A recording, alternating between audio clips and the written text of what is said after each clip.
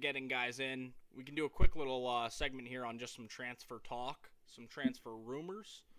Um, Pat, do you have anyone you want to talk about first here specifically? I think me and Mitch will Oh, probably get into Origi here in a little bit. I mean, I can just touch on the two players that City have been Yeah, linked go to in the for it. past couple of days. One I'm excited for, one I'm super on the fence about. On the fence is Kalvin Phillips. Uh, in the hunt for a Fernandinho replacement, if Leeds get relegated, he's going to be dirt cheap. So we've been exploring the idea of that. I think if they get relegated, he's only like 30 million. Um, and he's not a bad player. He's a regular in the England side. I'm just the games I've seen him, I haven't been overly impressed. That being said, it's not like he's coming in to be a starter. He's coming in to be a backup for Rodri, and Right. I think if any player can have a player to learn from, it would be to learn from a Rodri in that role. And usually players take a little time to adapt. So I guess that's where I'm like a little afraid.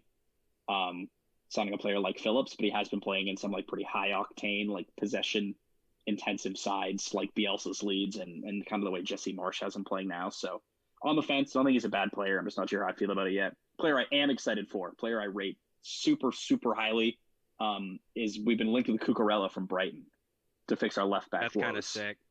Yeah, it'd be a And I good like him a signing. lot. I think attacking Spanish left back like him, I think he ticks all the boxes for a Guardiola fullback. I And he think he's doesn't super speak talented. he doesn't speak good English, so he just wants to come off the bench. So He's that's perfect. another Yeah, another positive. Great exactly. pull, That was Mitch. hysterical. Yeah, I mean, Brighton's player of the year, so clearly he's a good player. The way Graham Potter plays ball is similar to Pep, so I think he'd fit right into our system. And lets Cancelo play as a natural right back. We've seen Walker get injured a couple of times too, so it gives us more right back depth. It gives us a left back that isn't naturally an attacking midfielder for the first time in 3 years. Yep. So I love that deal. I would really like to see that go through. That'd be the one that of the deals kind of like up in the air that I want to happen the most. Yep. Yeah, for sure. I think we can talk about Divock Origi now, Mitch, and we'll get into the kind of the other just like rumors afterwards. You got you got the Sarah McLaughlin on deck. Yeah, I know, man. It's a sad, sad day. He's gonna I get a fucking hell of a ovation at Anfield on Sunday. he deserves it. I mean, he has stuck with us for what, 8 years now, 7 years. Long time. Um, Never been given that here, take the reins opportunity, and likewise to what Minamino's done over just this last couple years. He's done that consistently the entire time he has been here. Liverpool legend, always will be, just an unbelievable locker room guy. Always up for it, and I can't speak highly enough of Big Cock Divock. Yeah, I love him. You have to remember too, like alone at Wolfsburg. There was really times in Divock Origi's career at Liverpool where it wasn't going good. And after that loan at Wolfsburg is probably some of the more fonder Divock Origi memories. Yeah, And to be able to go on a loan like that's not an easy loan going to the Bundesliga, and come back and show that grit and determination and score those big goals. Just so many moments in the Premier League, in the title race when he scored that goal against Newcastle when we were right in it with City. That's an underrated one. Everton, the Barcelona and final goals. And this year too, Wolves and another goal against Pickford just a couple weeks ago. So many moments that you can just name it. You're right on your fingertips. Two questions for you, Mitch.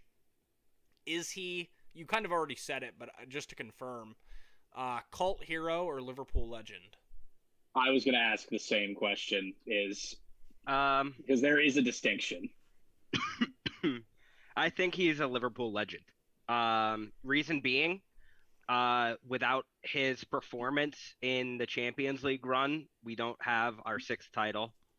Um, Without his late goals against Newcastle in the title run, late goals against Everton, just the amount of historic Liverpool moments that Divock Origi has put his name on bring him over the level of cult hero to Liverpool legend. While he hasn't had the play time of Rushy or Fowler or these big, huge names, he has taken his opportunities and made them his own. And I think that's what solidified him as a Liverpool legend over just the cult hero. See, all of the things you named, in my opinion, are what make him a cult hero. Yeah, I don't not think a legend. So. I don't think you can put Divock Origi's name with Robbie Fowler in the lore of Liverpool forwards in the grand scheme of things, personally. I'm not saying that they're similar players, but in the story... You're saying they're both legends of your club. In the story of the club, aren't those moments that make legends the big ones? Aren't they the season-defining moments? I think somebody like John Flanagan is a cult hero. That's a great show. That's when I think of a Liverpool cult hero, it's John Flanagan, or I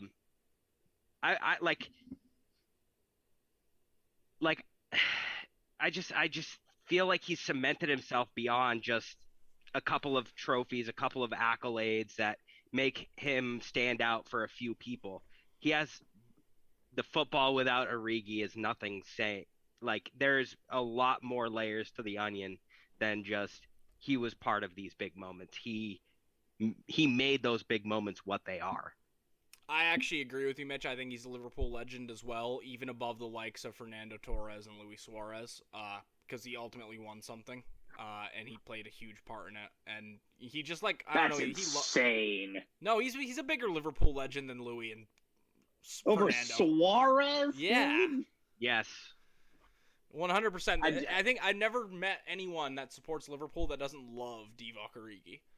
Luis Suarez is a bigger football legend than a Liverpool legend. Correct. I think there's a distinction between the two, and that's really what I'm getting to when I say that he's a Liverpool legend versus a football legend. I mean, I guess that's fair. I don't think that he's a legend, but I'm also not a Liverpool fan. So I can see where you say my that. My opinion's pretty moot at the end of the day. I can see where you'd say that, though. Like, on the world stage, he is a cult hero because you're not part of the Liverpool culture. So yeah, I guess that's where our opinions differentiate. Is to me, he doesn't fit that like legend category, but I'm also not. I guess I'm not a Liverpool. Like, I guess in the same vein, like, I think Joe Hart is a Man City legend, but I don't know if everybody would think that when you look at Joe Hart. Give me the fucking ball. Mitch, favorite Divock Origi goal, and then we can move on. Corner taken quickly. Oh, I'd go Everton, double crossbar, Pickford little arms. Next, we'll hit a couple stories, just quick fire. Darwin Nunez supposedly rejects a deal to Man United. That's pretty funny. Good. You guys see him going to the Premier League? Yeah, I think so. I think he fits in better in a team like Arsenal than a team like Man United. That's exactly what I was saying. Personally. Yeah. Arsenal need a striker. Ronaldo's already at Man United, and he's going to play centrally nowhere else. Arsenal. Yeah, I think he just fits in a team better that need a forward that is like a younger side too, so a player that can grow with the side. So I think he fits in better with a team like Arsenal. Yeah. Yep. And departures from Man United, Pogba, agent meeting with Juve and PSG, as well as Aaron Wan-Bissaka been given the green flag to leave. Is that a good or bad move for United? I think at the end of the day, it's good. Yeah. Deadwood. I think moving Deadwood is always a good thing. Pogba has looked like he hasn't wanted to be there for like 2 years now, 2-3 years. And Wan-Bissaka got shouts that he was a good defender for 8 months, a good tackler. A year ago. And then, everybody kind of realized that, he was all slide tackles and vibes and he wasn't a particularly good defender. I am one of those people that was fooled by slide tackles and vibes. quickly realized how wrong I was for having that opinion. See, if I was there for the vibes, it'd be the fact that he looks just like Jar Jar Binks to me. He's like me, Wan-Bissaka. He'll probably go back to Crystal Palace, honestly. Hopefully, I mean that would be a good move for him. Yeah. I think he'd do well in Patrick Vieira's Crystal Palace side. Definitely better than Man United. Takes all the pressure off, and then he could still be in the best right back conversation if he wanted to. A lot of good right backs in England. Lewandowski, a lot of rumors that he's leaving Bayern Munich. A lot of rumors are starting to heat up about him in Barcelona, which doesn't really make sense. Barcelona, there's something about them not being able to afford contracts like in 1 month. Like they're not going to be able to meet payroll. So I have no idea how they would make that work. Hey Josh, I'll fill you in because I know that you kind of like you're standing on the outside of the wall here on this one. You only get half the story from the people that So let me tell you this. It is not weird from Barcelona. It's not weird to target somebody that you do not need and to spend more money on that person than you should. So I think it's a dumb move, and I don't see why it's necessary for. I'm like even for Lewandowski, like when you look at him as a player in his history, like I don't think going to Barcelona does anything for him as a player. I think it actually takes away from his legacy. So I don't see it happening. I think this is just straight up rumor. But what do I know? Yeah, it kind of feels like agent talk to get a decent deal at the end of the season to me. Shows you what they think of Aubameyang. And then the final rumor, which is crazy because he's been like good for them. Yeah, he had a hat trick. Not like that long. Good. Final rumor: Paulo Dybala says goodbye to the Juventus fans. A lot of rumors of him going to Spurs, link up with Antonio Conte. It's a good signing. Is it? It's a good signing. Do you think Dybala is good? I've always rated Dybala. I think it's a case of confidence, honestly. I think we've seen the quality. Like, we know he's not, like, bad at the footballs. Like, clearly he is quite good at kicking the thing around when he's on it. He just hasn't really felt on it in some time. And I think a lot of that had to do with the fact that, like, right when he was starting to come into his own as a player, they signed Ronaldo and put Dybala in a position where he was ultimately, like, not as good as he was playing in that, like, second striker role kind of thing. I think if you put him in a side like Tottenham and you give him a player like Harry Kane to run off of, he's going to be really good. Or you can put him like in the hole. Yeah. You know what I mean? Kind of like those Mandzukic vibes when they went to the final. Right. You can put him in as a 10 where he's like under Harry Kane and he can still spray the ball out to Son and Kulusevski. I butchered the name. German guy. Don't call me a stupid American if you come under this comment.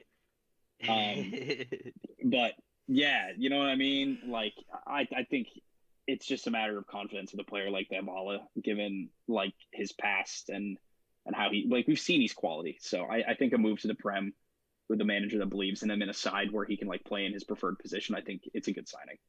Yeah, I would see him more playing right behind Kane, especially with how Kulusevski has transformed this side in the second half of the year. He's been playing really well, and I mean, they could fight for position there, but I think the side would be a lot better with Dybala playing in kind of like that midfield-ish CAM spot, playing the ball through to them and being able like playing as a 10. Yeah, just being able to like rip shots from outside of the box or spreading it wide to get the ball back into Kane.